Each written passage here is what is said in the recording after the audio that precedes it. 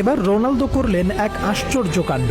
নিজ দলের খেলোয়াড়দের নামাজের জন্য ছুটি দিতে আবেদন জানালেন কোচের কাছেই। ঘটনাটি ঘটেছে গতকাল। রোনালদো প্রায়ই তার মুসলিম খেলোয়াড়দের নামাজের খোঁজ খবর রাখেন, তাদের নামাজে যেন কোনো প্রকার অসুবিধা না হয় সেটা নিয়েও কথা বলেন। তবে এই ঘটনা একদমই অন্যরকম।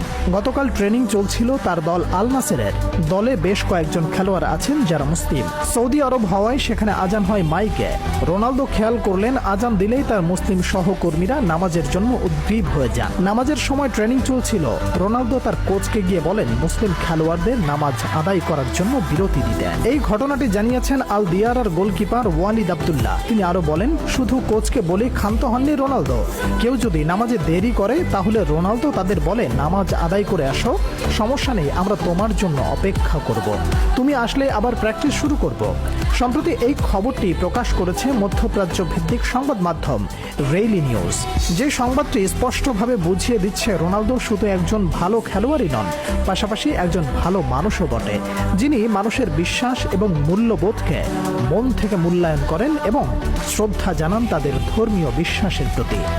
গোলকিপার ওয়ালিদ আব্দুল্লাহ গত সিজনে রোনালদোর সাথেই খেলেছেন। তিনি 2017 সালে আল নাসেরে যোগ দেন, তারপর সেখানে ছিলেন 2024 সাল পর্যন্ত।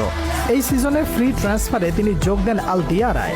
সাবেক সতীর্থ রোনালদোকে নিয়ে স্মৃতিচারণ করতে গিয়ে এসব কথা জানান। রোনালদো এমনিতেই প্রায় সময় মানুষকে সাহায্য সহযোগিতা করে থাকেন। এই শিক্ষা পেয়েছেন তিনি তার বাবার থেকে। রোনালদোর বাবা তাকে বলেছিলেন, তুমি মানুষকে তার বিপদে যখনই সাহায্য করবে তখনই সৃষ্টিকর্তা তোমাকে তোমার বিপদে সাহায্য করবেন।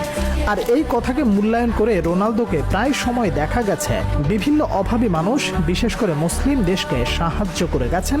আর এটা প্রমাণ করে একজন খেলোয়াড় হিসেবে রোনালদো শুধু তার এবং তার পরিবারের নয়, বরং সামাজিকভাবে সব সময় পাশে দাঁড়ানোর চেষ্টা করে থাকেন।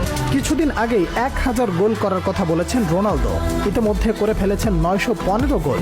সর্বোচ্চ গোল স্কোর করা এই তারকা এটাও মনে করেন যে নামাজ মানুষকে মনোযোগী করে।